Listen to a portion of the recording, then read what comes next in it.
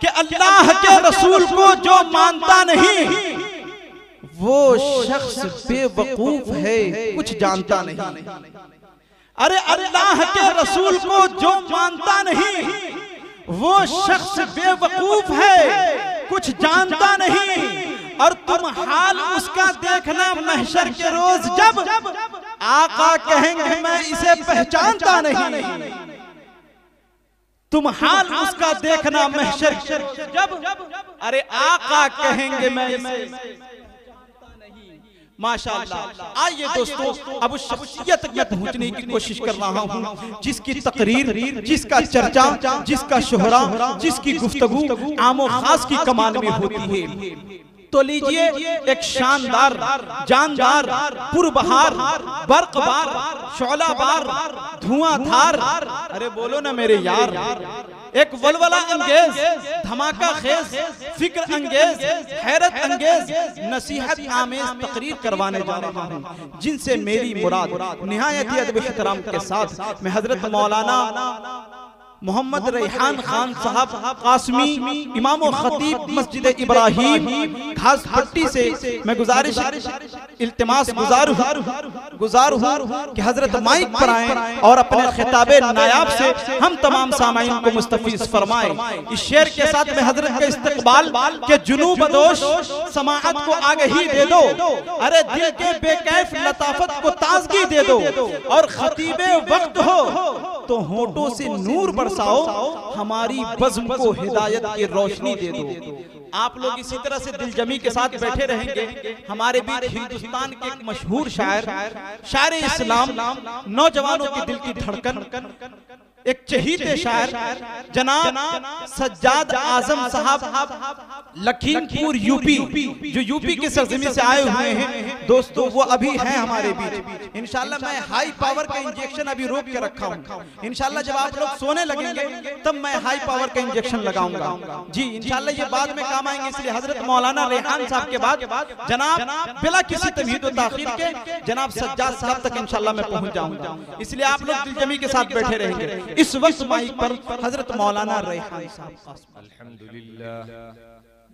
अल्हम्दुलिल्लाह नहमदुहु व नस्तईनुहु व नस्तगफिरुहु व नु'मिनु बिही व नतवक्कलु अलैहि व नऊज़ु बिल्लाहि मिन शुरूरि अनफुसिना व मिन सय्यिआति अअमालिना मन यहदिहिल्लाहु फला मुज़िल्ल लहु व मन युज़लिल्हु फला हादिय लहु व नशहदु अन ला इलाहा इल्लल्लाहु वहदहु ला शरीक लहु व नशहदु अन्न सय्यिदना व मौलाना मुहम्मदन अब्दुहु व रसूलुहु फ़अऊज़ु बिल्लाहि मिनश शैतानिर रजीम। बिस्मिल्लाहिर रहमानिर रहीम। या अय्युहल्लज़ीना आमनू क़ू अन्फुसकुम व अहलीकुम नारा व क़ाला अन्नबिय्यु सल्लल्लाहु अलैहि वसल्लम कुल्लुकुम राइन व कुल्लुकुम मस्ऊलुन अन रइयतिही व क़ाला अन्नबिय्यु सल्लल्लाहु अलैहि वसल्लम इन्नमा बुइस्तु मुअल्लिमन लिउतम्मिम मकारिमल अख़लाक़ औ कमा क़ाला अन्नबिय्यु सल्लल्लाहु अलैहि वसल्लम। सलाम उस पर के असरारे मोहब्बत जिसने समझाए, सलाम उस पर के जिसने जख्म खाए फूल बरसाए, सलाम उस पर के जिसके घर में चांदी थी न सोना था, सलाम उस पर के टूटा बोरिया जिसका बिछौना था, सलाम उस जात पर जिसके परीशा हाल दीवाने सुना सकते हैं अब भी खालिद व हैदर के अफसाने, सलाम उस पर के जिसने खून के प्यासों को क़ुबाएं दी, सलाम उस पर के जिसने गालियां सुनकर दुआएं दी, सलाम उस पर के जिसने बेकसों की दस्तगीरी की, सलाम उस पर के जिसने बादशाही में फकीरी की। मुअज़्ज़ज़ उलमाए किराम, सदर आली क़द्र हजरत मौलाना मुश्ताक साहब मज़ाहिरी दामत बरकातुहुम वज़ीद मजदुहुम, हजरत मौलाना क़ारी हकीमुल्लाह साहब दामत बरकातुहुम, हाफिज़ क़ारी सज्जाद साहब, हाफिज़ क़ारी फ़खरुद्दीन साहब, मौलाना नेमतुल्लाह रहमानी साहब, और हमारे इंतहाई काबिल एहतराम शुअराए इज़ाम साहिबान, अल्लाह ताला का फजल करम है कि उसने हमें और आपको सीरतुन नबी के इस जलसे में आने की और दीन की बात हम में से बाज़ को कहने की और बाज़ को सुनने की तौफीक इनायत फरमाई। ये अल्लाह ताला का बहुत बड़ा फजल है, इस पर अल्लाह का शुक्र अदा करना चाहिए। और यूं तो अल्लाह ने जितनी नेमतें दी है हर एक का शुक्र अदा करना चाहिए। ये अलग बात है कि हम लोग शुक्रगुजारी के बजाय ना शुक्री हम लोगों का मिजाज और आदत बनती जा रही है, जो कि इंतहाई गलत और ईमान को भी ये नाशुक्री बिल्कुल मिटा कर रख देती है। इसी तरह से अल्लाह के यहाँ उसका दर्जा और मर्तबा भी नाशुक्री खत्म कर देती है। चुनांचे शैतान ने जब अल्लाह के दरबार से इस बात की इजाजत ली कि या अल्लाह मुझे आप इतना मौका दीजिए कि मैं आपके बंदों को राह हक से हटा सकूं, मैं उनको भटकाऊंगा उनके आगे से पीछे से दाएं से बाएं से, तो उसने ये कहा आखिर में कि ला तजिदु अक्सरहुम शाकिरीन, कि या अल्लाह आप अपने अक्सर बंदे को शुक्रगुजार नहीं पाएंगे। मालूम ये हुआ कि नाशुक्री ये शैतान का अहम तरीन हरबा और हथियार है। उसके जरिए से वो बंदों का अल्लाह से रिश्ता खत्म कराता है, ताल्लुक मुनक़ता कराता है। हमारे काउंसलर साहब हैं चंद्र शाह साहब, मैं आपका शुक्रगुजार हूँ कि माशाअल्लाह आप तशरीफ लाएं और अल्हम्दुलिल्लाह से हमारे इस 46 नंबर वार्ड में बहुत ही दिलजमी के साथ काम में लगे हुए हैं। जहां जो तकाजा होता है खिदमत के लिए हाजिर होते हैं। ये कोई मैं अपनी तरफ से या इनको देखकर मैं बात नहीं कर रहा हूं, बल्कि ये एक ज़मीनी हकीकत है जिसका आप सब लोग एतराफ करेंगे। अल्लाह पाक आपकी उम्र में बरकत अता फरमाए और खुश रखे। बहुत शुक्रगुजार हैं आप। बहरहाल तो मैं ये अर्ज कर रहा था कि ला तजिदु अक्सरहुम शाकिरीन, कि आप या अल्लाह अक्सर बंदे को शुक्र करने वाला नहीं पाए। तो ये नाशुक्री ऐसी अहम तरीन और खतरनाक किस्म की बीमारी है जो इंसान को कहीं का नहीं छोड़ती है। लेकिन हम लोग जो है जरा जरा सी बात पर अल्लाह की शुक्रगुजारी तो आगे बढ़ने की चीज है, वो तो हम लोग नहीं करते।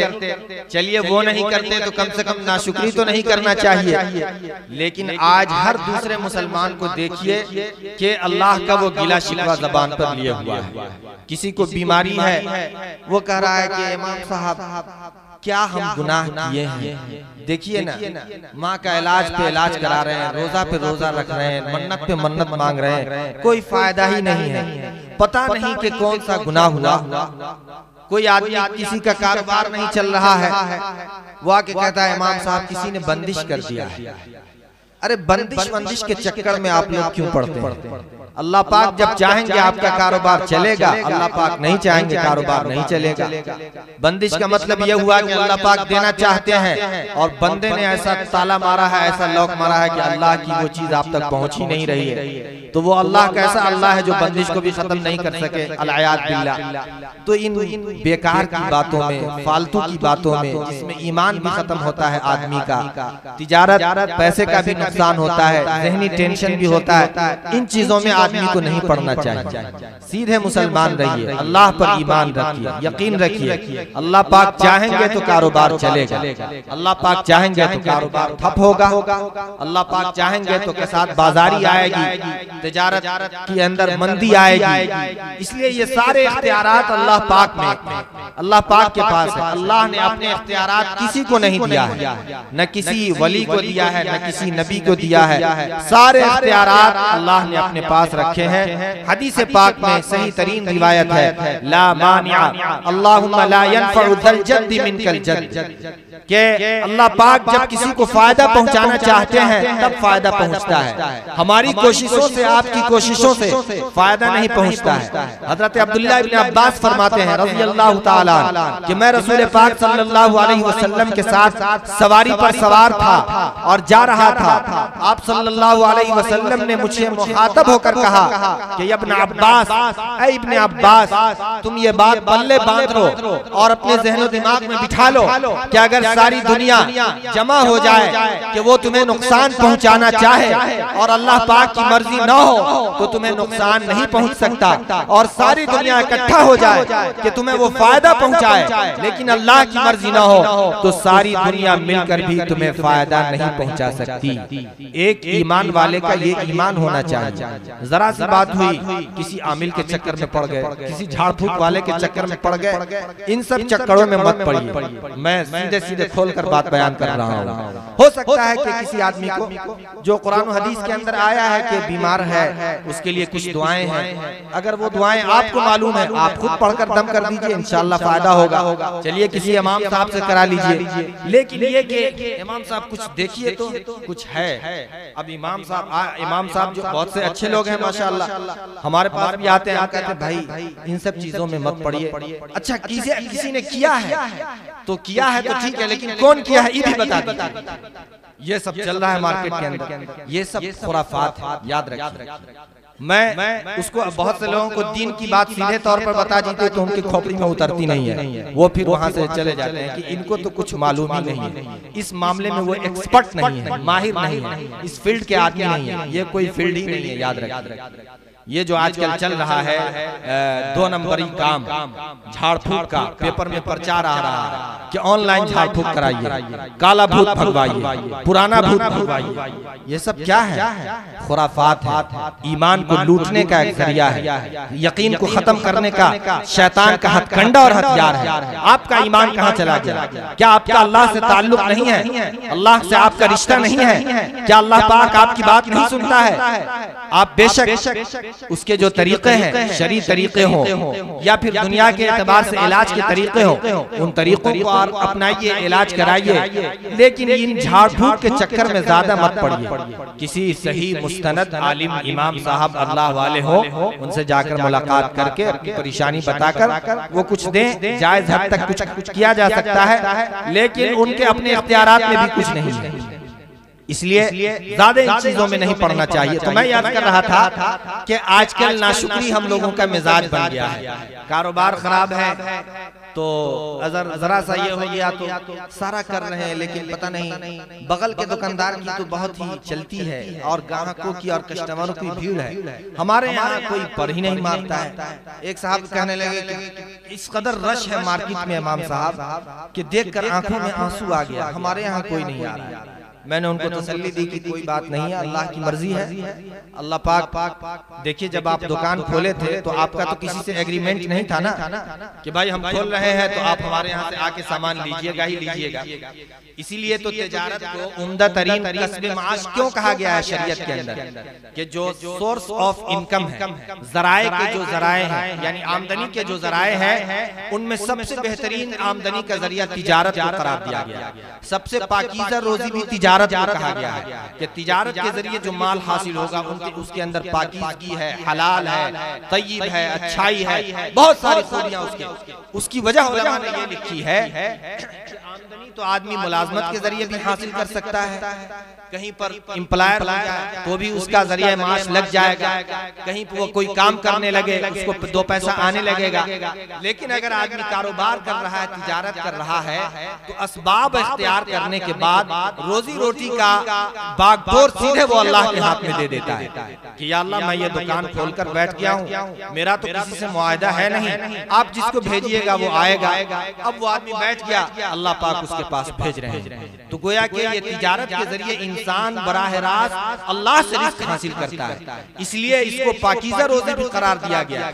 लेकिन इसके अंदर बहुत सारी ऐसी चीजें हैं जिसकी रियायत करना भी एक मुसलमान के लिए जरूरी है। चुनांचे रिवायत के अंदर आता है कि ताजिरों की दो किस्में, एक ताजिर वो है जो सच्चा भी है, अमानतदार भी है, धोखे से भी बचता है, मक्र से भी बचता है, फरेब से भी बचता है, पुराना माल को नया लेबल चढ़ाकर मार्केट में निकालने से भी बचता है, दूसरी कंपनी का लेबल निकालने से भी बचता है। तो फरमाया कि ऐसा ताजिर सच्चा है, दयानतदार है, अमानतदार है। इस अमानतदारी और दयानतदारी, सिद्क़ व सच्चाई, मामलात की सफाई की बरकत से अल्लाह पाक क़यामत के दिन उसका हश्र नबियों के साथ फरमाएंगे, शुहदा के साथ फरमाएंगे, सालिहीन के साथ फरमाएंगे। और ताजिर की एक और किस्म बयान की गई, वो किस्म ये है कि जो ताजिर धोखा देता है, मकर से काम लेता है, फरेब से काम लेता है, बात बनाकर अपना सामान बेचता है। देखिए, अपने सामान की वाजिबी तारीफ करना, वाजिबी तारीफ तो आप समझ रहे हैं ना, जो उसकी ओरिजिनल तारीफ है कि भाई ये 6 महीना चलेगा, इसके ये मामला है, तो वो तो आदमी सामान की तारीफ कर सकता है, उसमें कोई कबाहत नहीं है, कोई हर्ज नहीं है। लेकिन उसको जो है इस तरह से आप बनाते हैं, संवारते हैं कि वो जो सामने वाला है वो आपकी चिकनी और चपड़ी बातों से, आपकी खूबसूरत अल्फाज और जुमलों से मुतासिर हो जाता है और उस सामान को खरीद लेता है। तो ये तरीका और ये अमल सही नहीं है शरीयत में, और जनाब रसूलुल्लाह सल्लल्लाहु अलैहि वसल्लम ने इस अमल से मना किया है। और चूंकि यहाँ पर अक्सर हमारे भाई तिजारत से जुड़े हुए अहबाब है, तो उन हजरात की खुशखबरी के लिए एक बात ये भी सुना देता हूँ कि जब आदमी तिजारत करता है तो उसको तो एक तो खिदमत की नियत करना चाहिए, इस पर अल्लाह पाक उसको सवाब देते हैं। दूसरे ये है कि कस्बे हलाल रोजी हासिल करने की नियत करे कि या अल्लाह इसके जरिए जो मुझे रोजी हासिल होगी, आप जो मुझको देंगे, पैसा देंगे, रुपया देंगे, माल देंगे, इसके जरिए मैं अपनी भी किफालत करूंगा, अपनी बीवी बाल बच्चों की किफालत करूंगा और दीन के काम आने वाले में अपना पैसा लगाऊंगा। तो ये मुस्तकिल इबादत है। और इसी तरह से एक ताजिर के लिए जनाब रसूलुल्लाह सल्लल्लाहु अलैहि वसल्लम ने जहां दियानत और अमानत के जरिए ये बताया कि उसका क़यामत के दिन नेक लोगों के साथ हश्र होगा, तो एक रिवायत में अल्लाह के नबी सल्लल्लाहु अलैहि वसल्लम ने ये बात इरशाद फरमाई कि कोई आदमी अगर तिजारत करता है और अपनी दुकान से वो सामान सेल कर दिया, बेच दिया, बिक्री कर दिया, फरोख्त किया, और फरोख्त करने के बाद उसका ग्राहक कस्टमर सामान लेकर चला गया, अपने घर चला गया, लेकिन घर जाने के बाद उसको अपने लिए हुए सामान पर पशीमानी हुई, शर्मिंदगी हुई कि ये मैं सामान गलत लेकर आ गया, या ये सामान घर में मौजूद ही था, या ये मुझे लगता है कि ज्यादा कीमत में आ गया ये सामान, वगैरह वगैरह। अब उस सामान को वापस करना चाहता है। जाहिर है कि वापस करना खुद इंसान की तबीयत पर यह बार महसूस होता है, भारी महसूस होता है, मरव्वत के खिलाफ लगता है कि कोई सामान मैं खरीद लूं और फिर वापस करने जाऊं। लेकिन चूंकि उसकी जरूरत नहीं है घर के अंदर, तो उसको वापस लेकर वो जाता है और जाता है दुकानदार के पास। अब जाहिर है कि आप खुद गौर कीजिए कि अगर कोई सामान आपने बेच दिया है तो बेचते के वक्त आपकी तबीयत में खुशी आती है या नहीं आती है? आपकी दुकान चल जाए, 50,000 का कोई सामान लेकर चला गया, जाहिर है आप खुश होते हैं कि अल्लाह ने बरकत दी, अल्लाह का शुक्र अदा करते हैं। अब अगर वो सामान वापस करने आ गया तो जरा आपके माथे पर शिकन आएगा, ये इंसान की तबीयत और उसकी फितरत में है। लेकिन जनाब रसूलुल्लाह सल्लल्लाहु अलैहि वसल्लम ने एक मुसलमान के लिए ये बात इरशाद फरमाई कि अगर तुम उस वापस आने वाले सामान को खंदा पेशानी से और खुशी से वापस कर देते हो तो अल्लाह पाक तुम्हारे लिए मगफिरत का सामान, इसका बदला क़यामत के दिन तुम्हें जन्नत। ये कैसी हसीन तरीन खुशखबरी है जिसके सुनकर एक मोमिन का दिल मारे बशाशत खुशी से मचलने लगता है कि कोई बात नहीं है, मैं वापस, कोई बात नहीं, ले गए थे वापस कर रहे हैं, कोई बात नहीं, आपको जरूरत नहीं है, कोई हमें हरज नहीं है। इस खुशी से कोई मुसलमान वापस कर दे तो अगर वो मुसलमान है सामान को खरीदने वाला तो उस पर एक अच्छा तअस्सुर कायम होगा और वो आपकी तारीफ किए बगैर नहीं रहेगा, बल्कि वो आपका कस्टमर नहीं बल्कि आपका वो प्रचारक बन जाएगा, आपका वो इश्तिहार बन जाएगा, आपका वो एडवर्टाइजर बन जाएगा। जहां जाएगा अरे फलां साहब, अरे बड़े अच्छे आदमी, मत पूछिए, मैं सामान लाया था खरीद के उनके यहाँ से, लेकिन इतने का सामान था और जरूरत नहीं थी, मैं वापस किया। इस खुशी से उन्होंने वापस किया, एक बार इनकार भी नहीं किया। भाई ऐसे मुसलमान तो आजकल मिलते नहीं। अब जो है आपके दिल में उसकी कदर पैदा, अरे भाई वाकईतन बड़े अच्छे आदमी, आप भी चांदनी मार्केट आए, भाई उनके यहाँ नंबर बता दीजिए, एड्रेस कहाँ पर दुकान है, फलानी गली में। अच्छा 5 नंबर में पहुंच गए, 5 नंबर, माशाअल्लाह। तो आपका कारोबार बज़ाहिर तो एक आपका कस्टमर एक सामान वापस करके गया, लेकिन हकीकत यह है कि आपके तिजारत के रास्ते हमवार हुए। अल्लाह पाक उसके जरिए दूसरे लोगों को भेजेगा और दुनिया और आखिरत में उसकी बरकतें आपको हासिल होंगी, उसकी खुशी हासिल होगी और उस पर अल्लाह पाक का इनाम और अल्लाह पाक का फजल का जो वादा है वो तो अपनी जगह है। चुनांचे जो मुसलमान ताजिर जो इस्लाम दुनिया के अंदर फैला है, तो उसके अंदर जहां उलमाए किराम का किरदार है, वहीं पर मुअर्रिखीन का भी किरदार है।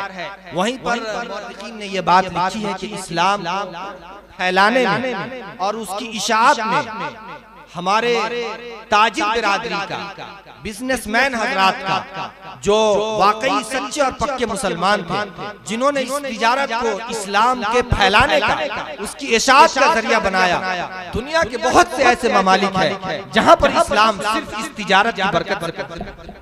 चुनांचे रिवायात और तारीख में आता है कि हमारे पड़ोस में चीन, जो आजकल बुद्धिस्टों का मुल्क है, मुसलमान भी बड़ी तादाद में वहाँ पर आबाद है। आपको मालूम होना चाहिए कि करोड़ों की तादाद में वहाँ पर मुसलमान हैं। ये अलग बात है कि चीन बहुत बड़ा मुल्क है, यानी हमारा भारत जितना बड़ा है उसका 3 गुना बड़ा चीन है। तो हम लोग जब कहते हैं कि चीन बड़ा मुल्क है तो समझ में आता है कि इंडिया से थोड़ा सा बड़ा होगा, थोड़ा सा बड़ा नहीं है बल्कि इसका 3 गुना है। उस मुल्क में मुसलमान की अच्छी खासी आबादी है, बल्कि एक स्टेट और एक रियासत और इलाका वो मुसलमानों के लिए खास, वहाँ पर अक्सरियत मुसलमानों की है।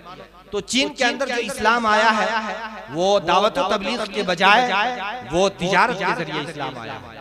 जब हमारे सहाबा किराम और उनके पैरोकार और ताबईन हजरात वहां पर पहुंचे और तिजारत की तरफ से पहुंचे, जैसे आजकल एक्सपोर्ट इंपोर्ट का काम होता है, तो आजकल रूट बदल गया है, लेकिन ये काम पहले से होता है। कुरान के अंदर आया कि अल्लाह पाक ने तुम्हारी तिजारत को दरियाओं के जरिए ये फरोग दिया कि एक मुल्क से दूसरे मुल्क पर जाते हो। चुनांचे आज भी देखिए कि हवाई जहाज मौजूद तो है, लेकिन तिजारत का सामान हवाई जहाज के जरिए नहीं आता है, बल्कि तिजारत का सामान वो बाहरी जहाजों के जरिए आता है, जिसको आप शिप कहते हैं। और बादबानी, उस जमाने में बादबानी कश्तियां भी चलती थी, उसके जरिए भी आता था। तो सहाबा किराम चीन के अंदर आए, वहां पर उन्होंने जो ईमानदाराना तिजारत कि भाई ये कैसे लोग हैं, अपने सामान के ऐब को खोल कर बयान करते हैं कि भाई ये सामान है, ये फटा हुआ है, ये कटा हुआ है, ये पुराना माल है, ये मत लीजिए। तो वहाँ की जो तिजारत की मंडी थी उसमें तो बिल्कुल मातम आ गया कि भाई ये कौन लोग हैं, हम लोगों की तिजारत की मंडी तो बिल्कुल। अब जाहिर है कि जिसको मालूम है कि इस मार्केट में धोखा नहीं हो, यहाँ पर जो है गला कटिंग का मामला नहीं है, बल्कि बहुत ही सच्चा अच्छा पक्का माल मिलता है, तो हर आदमी वहीं का रुख करेगा। चुनांचे आजकल जो बहुत सारी ऐसी चीजें हैं जिसको हम लोग ब्रांडेड कहते हैं। क्यों ब्रांडेड कहते हैं? क्योंकि उसके एक वो कीमत भी मुतय्यन है, उसकी क्वालिटी भी एक तय है। मालूम है कि इसकी क्वालिटी में उतार चढ़ाव नहीं होता है, लिहाजा बजाज ही का लेना चाहिए, मिल्टन ही का लेना चाहिए, वगैरह वगैरह। तो ये क्वालिटी मेंटेन, सहाबा किराम ने ईमान की क्वालिटी को मेंटेन किया और तिजारत में जो इस्लामी उसूल है उसको कभी हाथ से जाने नहीं दिया। यही वजह है कि तिजारत करते हुए उन्होंने अपने नजर की भी हिफाजत की। बाज मौके पर जब गैर मुस्लिम खवातीन आती थी, उनको तो पर्दे का कुछ पता नहीं, लेकिन सहाबा किराम उनको सामान तो दिखाते थे, लेकिन उनकी तरफ बस एक जरूरत की हद तक बात करते थे और नजर उठाकर देखते भी नहीं थे। तो बहुत से लोगों को ये हैरत हुआ कि भाई ये क्या मामला है कि ये लोग तिजारत करते हैं और खातून की तरफ हर आदमी नजर उठाकर देखता है और उसकी तबीयत और फितरत में ये बात रखी हुई है कि वो देखे, लेकिन ये तो अजीब ही मखलूक है, इनकी तरफ इनकी नजर उठती ही नहीं है। तो उन्होंने बताया साहब किराम ने कि ये हम लोगों का अपना कोई कमाल नहीं है, हमारे दियारे अरब में सारी इंसानियत के एक पैगंबर आए हैं जिनको अल्लाह ने रहमतुल लिल आलमीन बनाया है, जो हमें इस बात की दावत देते हैं तुम एक ही खुदा की इबादत करो, उन्होंने उस पैगंबर ने हमें ये तालीम दी है कि मन गश्शना फलैसा मिन्ना, कि जिसने धोखा दिया वो मुसलमान नहीं है, और जिसने किसी गैर महरम को तरफ नजर उठाकर देखा क़यामत के दिन उसकी आंखों में शीशा पिघलाकर डाला जाएगा। इसलिए हम आपकी बहनों की तरफ नहीं नजर उठाकर देखते हैं और आपकी बहनों को भी हम अपनी बहन समझते हैं। उसने कहा कि भाई आप लोग तो अजीब ही मखलूक, बेशुमार वाक़यात हैं सहाबे किराम के। तो मेरे बुजुर्गों, मैं ये अर्ज कर रहा था कि तिजारत में भी अल्लाह पाक इस तरह से अगर आप दयानत को अपनाएंगे, ईमानदारी को फरोग देंगे, तो अल्लाह पाक आपकी तिजारत में भी दीन दुगुनी रात चौगुनी तरक्की अता फरमाएगा।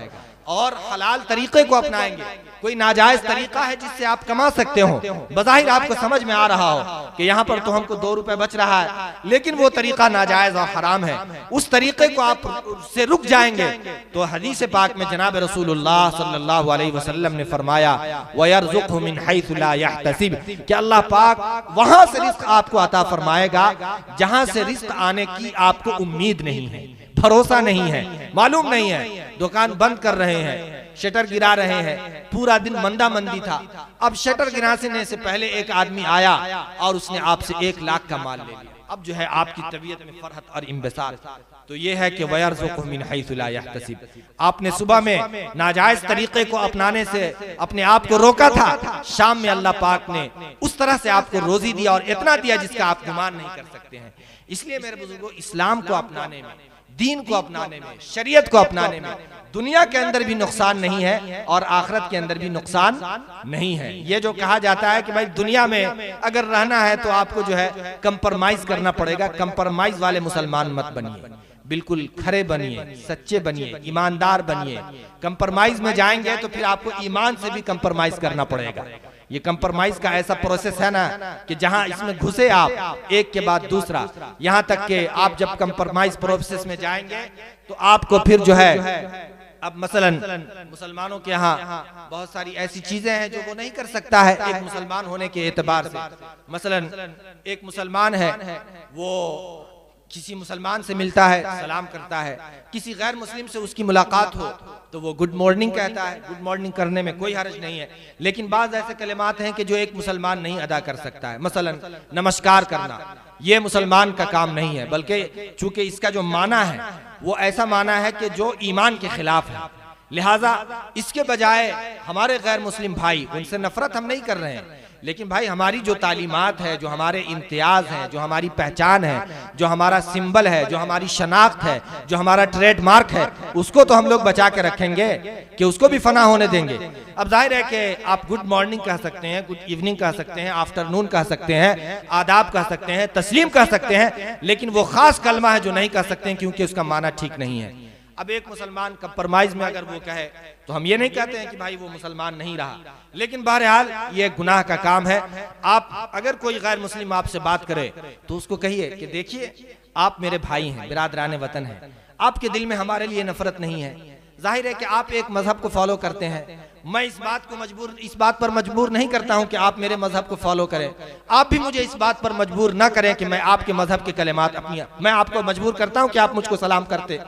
मैं आपको तो नहीं कहता हूं ना कि आप मुझको सलाम ही करें या मुझको फलां कलिमा से कहें, बल्कि मैं आपको इख्तियार देता हूं, आपको जो तरीका मुनासिब लगे इसी तरह से मुझे भी इख्तियार दीजिए। ये कोई तंग नजरी की बात नहीं है, ये कोई कट्टरपंथी की बात नहीं है, बल्कि उसको 2-2 4 की तरह जब बात समझाई जाती है तो बहुत से लोगों को बात समझ में भी आ जाती है, बहुत से लोग समझना भी चाहते हैं, जो नहीं समझना चाहते हैं कोई बात नहीं, लकुम दीनुकुम वलिय दीन, आपके लिए आपका दीन, हमारे लिए हमारा दीन। तो हम लोगों को एक पक्का और सच्चा मुसलमान बनना चाहिए, कंप्रोमाइज प्रोसेस में जाने के बजाय जो हमारी इस्लामी तालीमात है, जनाब रसूलुल्लाह सल्लल्लाहु अलैहि वसल्लम की तालीमात है, उसको अपनाना चाहिए।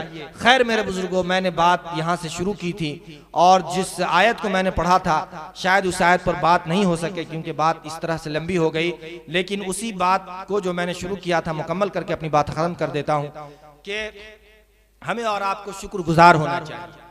शुक्रगुजारी, यूं तो दुनिया की हर नेमत पर इंसान को अल्लाह का शुक्रगुजार होना चाहिए, चाहे वो दुनिया के एतबार से अल्लाह पाक उसको नेमतों से नवाज रहे हों या दीनी एतबार से अल्लाह पाक ने उसे नेमत से नवाजा, उन तमाम पर शुक्रगुजार होना चाहिए। लेकिन सबसे बड़ी नेमत जो अल्लाह पाक ने हमें अता फरमाई है वो ईमान और इस्लाम की नेमत अता फरमाई है। उस ईमान और इस्लाम की नेमत का हमें बतौर ख़ास शुक्र अदा करना चाहिए। इसी वजह से जनाब रसूलुल्लाह सल्लल्लाहु अलैहि वसल्लम ने हमें और आपको इस बात की तालीम दी कि जब तुम खाना खा लो तो एक दुआ पढ़ लो। और जाहिर है कि इंसान की फितरत से अल्लाह पाक वाकिफ है, उसकी सरिश्त से अल्लाह पाक वाकिफ है, उसके नेचर को अल्लाह पाक जानते हैं कि इंसान की क्या खामी है, क्या कोताही है। इंसान जब पेट भरा होता है, आसूदा हाल होता है, फारिगुल बाल होता है और तबीयत में बिल्कुल बशाशत होती है तो अल्हम्दुलिल्लाह सुभान अल्लाह ज़बान से निकलता रहता है, यानी वो शुक्र के कलिमात अदा करता रहता है। इस मौके पर जनाब रसूलुल्लाह सल्लल्लाहु अलैहि वसल्लम ने एक दुआ सिखाई है कि जब तुम खाना खा लो तो ये दुआ पढ़ो, अल्हम्दुलिल्लाहिल्लज़ी अतअमना व सक़ाना। अगर उलमा हजरात बैठे हुए हैं, अगर खाली इस खाने के पसे मंजर में इस दुआ का पढ़ना देखा जाए तो बात यहीं तक मुकम्मल हो जाती है। अल्हम्दुलिल्लाहिल्लज़ी अतअमना व सक़ाना के तमाम तारीफ उस अल्लाह के लिए जिसने हमें खिलाया और पिलाया, बात मुकम्मल। आगे लेकिन एक जुमला और है, वो ये जुमला है वजअलना मिनल मुस्लिमीन, कि या अल्लाह आप ही के लिए तमाम तर तारीफ कि आपने हमें खिलाया भी, आपने हमें पिलाया भी, और या अल्लाह ये मैं कैसे भूल जाऊं, आपने तो हमें मुसलमान भी बनाया है, इस पर भी आपका शुक्र हम अदा करते हैं कि या अल्लाह आपने हमें मुसलमान बनाया है। मुसलमान होना ये सबसे बड़ी नियामत है इस दुनिया की, याद रखिए। इसलिए इस मुसलमान होने के एतबार से हम लोगों को किसी भी मरहले पर किसी तरह का हम कोई कंप्रोमाइज करने के लिए तैयार नहीं है, बल्कि इस इस्लाम पर चलते हुए और इस इस्लाम के लिए अगर हमें अपनी गर्दन कटानी पड़े तो इंशाअल्लाहुल अजीज इस इस्लाम और ईमान को बचाने के लिए और इस इस्लाम और ईमान पर मरने के लिए हम लोग अपनी गर्दन को भी कटाने के लिए तैयार और आमादा हैं। तैयार है ना? बिल्कुल। ईमान पर जिंदा रहना है और इस्लाम पर जिंदा रहना है, ईमान ही पर मरना है और इस्लाम ही पर मरना है। तो इसलिए शुक्रगुजारी की हमें और आपको आदत डालना चाहिए। हमारे अकाबिर ने ये बात लिखी कि ज़माने कदीम में, पहले ज़माने में तो लोग बुजुर्गों के यहाँ जाते थे, अल्लाह वालों के यहाँ जाते थे, अपनी इस्लाह कराते थे, मुजाहिदात वहाँ पर जाकर तय करते थे, चिल्ला काटते थे वगैरह वगैरह। लेकिन आजकल लोगों का मिजाज भी ये नहीं है और जो है इस तरह से लोगों की जिंदगी उलझ गई है। मसरूफियत और अदीमुल फुर्सती का ऐसा दौरा आ गया है कि आदमी को वक्त निकालना मुश्किल हो जा रहा है। इसलिए हमारे अकाबिर ने यह फरमाया कि अगर तुम उन मुजाहिदात को नहीं कर सकते हो जो तुम्हारे बड़े किया करते थे, तो कम से कम ये अदा कर लिया करो कि जब तुम अपने घरों के अंदर आओ और देखो कि तुम्हारे घर वाले अल्हम्दुलिल्लाह अच्छे हैं, तो अल्लाह पाक का शुक्र अदा कर लो। जब तुम किसी काम के लिए निकलो, चाहे वो काम दीन का हो या दुनिया का हो, वो काम हो जाए, अल्लाह पाक का शुक्र अदा कर लो। जब तुम कहीं सफर पर जा रहे हो और वो सफर बतमामो कमाल और आसानी से मंजिल तक पहुंच गया, अल्लाह पाक का शुक्र अदा कर लो।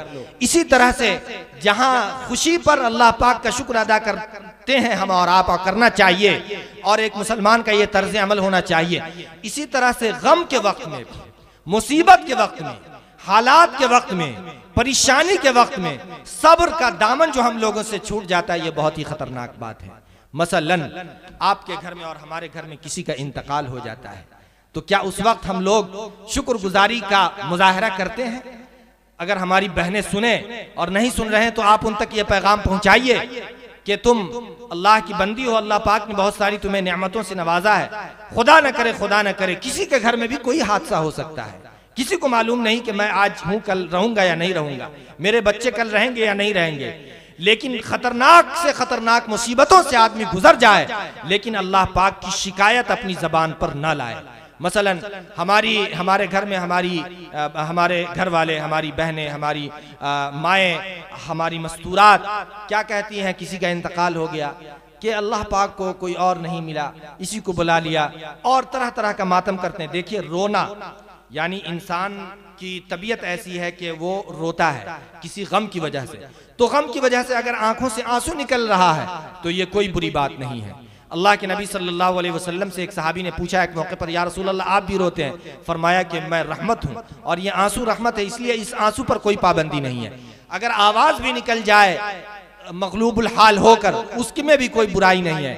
लेकिन जो कलेजा पीट पीट कर और बिल्कुल सीना चाक करके अल्लाह पाक की शिकायत बयान कर करके जो रोते हैं, इसने हमारा और आपका बेड़ा गर्क कर दिया है। अरे मौत है, हो गई, ठीक है, अल्लाह पाक की मर्जी थी, अल्लाह पाक की वो अमानत थी, अल्लाह ने ले लिया। अब गौर कीजिए, हजरत यूनुस अलैहिस्सलातु वस्सलाम के इस वाक़या को नकल करके मैं बात ख़त्म कर देता हूँ कि हजरत यूनुस अलैहिस्सलातु वस्सलाम कैसे साबिर व शाकिर बंदे थे, और हम लोगों को, हम भी उनके मानने वाले हैं और रसूलुल्लाह के वास्ते से हमें भी उनकी सीरत मालूम है। कुरान में उनका तस्करा अल्लाह ने इसीलिए किया है कि तुम भी वैसे साबिर व शाकिर बनने की कोशिश करो, और कभी भी कितनी सख्त तरीन मुसीबत तुम्हारे घर में आ जाए, कारोबार तुम्हारा मंदा पड़ जाए, तुम्हारे 7-8 साल के अजीज तरीन बेटे को और बेटी को मैं अपने यहाँ बुला लूं, वो माँ जिससे तुम बेशुमार और मोहब्बत करते हो वो माँ को मैं बुला लूं, वो बेटा जो तुम्हारे जान से ज्यादा अजीज है उसको भी मैं अपने यहाँ बुला लूं, फिर भी तुम्हें अपनी जबान पर शिकायत के अल्फाज और कलिमात नहीं लाना है, वरना तुम्हारा ईमान मशकूक हो जाएगा, अल्लाह ताला पर तुम सवाल कायम करने वालों में शुमार कर किए जाओगे। सैयदना हजरत यूनुस अलैहिस्सलातु वस्सलाम को अल्लाह पाक ने एक इलाके का पैगंबर और नबी बनाकर भेजा, और हजरत यूनुस अलैहिस्सलातु वस्सलाम ने हत्तल मकदूर जो अंबिया किराम का तरीका होता है कि दीन की दावत देते हैं, तबलीग करते हैं, वहदानियत का प्रचार करते हैं, ऐलान करते हैं, लोगों को अल्लाह के दीन की तरफ दलाइल के जरिए बुलाते हैं, और कुछ लोग आते हैं, अक्सर लोग नहीं आते हैं। तो हजरत यूनुस अलैहिस्सलातु वस्सलाम ने भी बड़ी मेहनत, जिद्दोजहद और कोशिश की कि किसी तरह अल्लाह के बंदों के दिलों में अल्लाह की बात उतार दी जाए, अल्लाह से उनका रिश्ता कायम कर दिया जाए, लेकिन मेहनत रंग आवर नहीं हुई और ज्यादा फल नजर नहीं आया, यानी बहुत कम लोग मुसलमान हुए। तो सैयदना हजरत यूनुस अलैहिस्सलातु वस्सलाम ने यह ख्याल किया कि अब ये लोग मुसलमान होने वाले नहीं हैं, लिहाजा अब मुमकिन है कि खुदा का अजाब यहाँ आ जाए, लिहाजा हमारा यहाँ पर रहना मुनासिब नहीं है, इसलिए कि खुदा का अजाब जिस बस्ती में आए उस बस्ती में एक नबी मौजूद हो, यह मुनासिब बात नहीं है। तो हजरत यूनुस अलैहिस्सलातु वस्सलाम ने उस बस्ती को छोड़ दिया, यानी जिस बस्ती में ये इस बात का इम्कान हो चला कि यहाँ पर खुदा का अजाब आएगा, तो वहां से हजरत यूनुस अलैहिस्सलातु वस्सलाम निकल गए। और निकले भी क्यों? इस वजह से नहीं निकले कि कोई राह फरार अख्तियार कर रहे हैं, बल्कि इस वजह से कि यहाँ पर तो अल्लाह का गजब उतरेगा, अल्लाह पाक का अजाब नाजिल होगा, अल्लाह की नाराजगी उतरेगी, अल्लाह पाक का अजाब उतरेगा। तो जहाँ पर खुदा का अजाब उतर रहा हो, गजब उतर रहा हो, नाराजगी उतर रही हो, अजाब उतर रहा हो, वहां पर रहना कोई अच्छी बात तो है नहीं। इस ख्याल और ये तसव्वुर से हजरत यूनुस अलैहिस्सलातु वस्सलाम वहां से चल पड़े, और जब चल पड़े तो एक बस्ती से दूसरी बस्ती जाने के लिए एक बीच में एक दरिया जिसको क्रॉस करके उधर जाना था, और जाते जाते वो रात का वक्त हो गया। अब उस कश्ती में सवार हुए, इस पार से उस पार जाने के लिए वो कश्ती चल पड़ी, रात का बिल्कुल वक्त है, लेकिन जब कश्ती बिल्कुल साहिल बिल्कुल बीच समंदर में पहुंच गई तो उस कश्ती की जो कुछ बनावट थी वो इस तरह से थी कि उसमें एक महदूद मिकदार में वो सवारी को उठाने की ताकत थी। जैसे लिफ्ट में आप लोग चढ़ते हैं ना, तो उसमें देखते हैं 8 आदमी का अगर कैपेसिटी है, उसमें 9 चढ़ जाइए तो वो कहेगा कि एक बाहर करो, एग्जिट हो, चुनांचा एक बाहर कीजिए, तो फिर वो चल पड़ता है। तो कश्तियां भी इस तरह की उस जमाने में हुआ करती थी। चुनांचा कश्ती पर हजरत यूनुस अलैहिस्सलाम सवार हो गए, लेकिन जब बिल्कुल बीच मझधार में पहुंची कश्ती तो खेवनहार ने कहा कि मामला यह है कि अब कश्ती आगे नहीं जा सकती है, या तो यह है कि एक आदमी को खुद ही समंदर में उतरना पड़ेगा तभी ये कश्ती, या फिर यह है कि ये पूरी की पूरी कश्ती समंदर के नजर हो जाएगी, यानी सब लोग डूब जाएंगे। अब जो है कौन होगा जो अपनी जान से मोहब्बत नहीं करता हो, और कौन इसको पसंद करेगा कि मैं जो है कश्ती से उतरकर समंदर में चला जाऊं, वो भी रात का वक्त है, अंधेरा वक्त है बिल्कुल। तो उसमें यह तरीका तय हुआ कि नाम निकाला जाए, कुरान अंदाजी किया जाए कि जिसका नाम निकल जाएगा वो समंदर में छलांग लगाएगा, वो समंदर में उतरेगा। अब जो है इसी मामले पर तय हुआ, नाम निकाला गया, उसमें बहुत से लोग थे, लेकिन खुदा का करना ऐसा हुआ कि सैयदना हजरत यूनुस अलैहिस्सलाम का नाम निकल गया। अब गौर कीजिए, एक जलीलुल कद्र पैगंबर है, अल्लाह ने कैसी कैसी सख्त आजमाइश और इम्तिहान से गुजारा कि एक तो दावत देते रहे दीन की बरसा बरस, और जब लोग मुसलमान नहीं हुए तो वहां से निकले भी तो खुदा का खौफ और उसकी खशियत से, उससे डरते हुए कि कहीं अल्लाह पाक का अजाब आया और मैं भी उसमें पड़ गया गिरफ्त, तो अल्लाह के डर से ही वहां से निकले हैं। लेकिन सैयदना हजरत यूनुस अलैहिस्सलातु वस्सलाम को बाज़ाब्ता अल्लाह की तरफ से परमिशन नहीं मिला था कि आप यहाँ से बस्ती से निकल जाइए, ये परमिशन का इंतजार करना चाहिए था। हजरत यूनुस अलैहिस्सलाम ने बाज़ाब्ता इस परमिशन का इंतजार न करते हुए अपने इज्तिहाद के मुताबिक निकल गए। लेकिन अल्लाह का यह था कि परमिशन मिले तब जाना चाहिए। तो हजरत यूनुस अलैहिस्सलाम का नाम निकल गया। जब नाम निकल गया तो अब समंदर के अंदर उतरना है। अब गौर कीजिए कि बिल्कुल रात का अंधेरा है, बिल्कुल बीच समंदर में कश्ती है, और हजरत यूनुस अलैहिस्सलातु वस्सलाम जैसा जलीलुल कद्र पैगंबर है और ईमान का गोया के पहाड़ है। हालांकि उसमें बेशुमार दूसरे लोग रहे होंगे जो हजरत यूनुस अलैहिस्सलाम से नीचे ही दर्जे के लोग रहे होंगे, क्योंकि हजरत यूनुस तो पैगंबर थे। लेकिन इतने हजरत यूनुस अल्लाह पाक से कहते कि या अल्लाह आपका भी क्या निज़ाम है कि मैं तो आपका पैगंबर, मुझे आपने अपना रसूल बनाया, आपके ही नाम की दावत देता रहा, बस्ती में भी आपके लिए ही फिरता रहा, आप ही के अजाब के डर से निकलकर भागा हूं और मेरा ही नाम निकल गया, कोई और नाम निकाल देते या अल्लाह, ये कह सकते थे ना।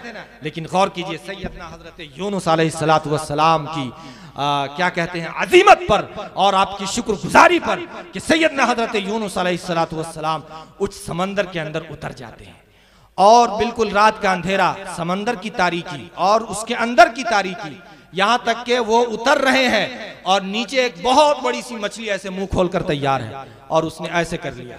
अब हजरत यूनुस अलैहिस्सलातु वस्सलाम उस रात की तारीकी में, उस घटाटोप अंधेरे में, उस समंदर की तारीकी में और उस तारीकी दर तारीकी में सैयदना हजरत यूनुस अलैहिस्सलातु वस्सलाम उस मछली के पेट के अंदर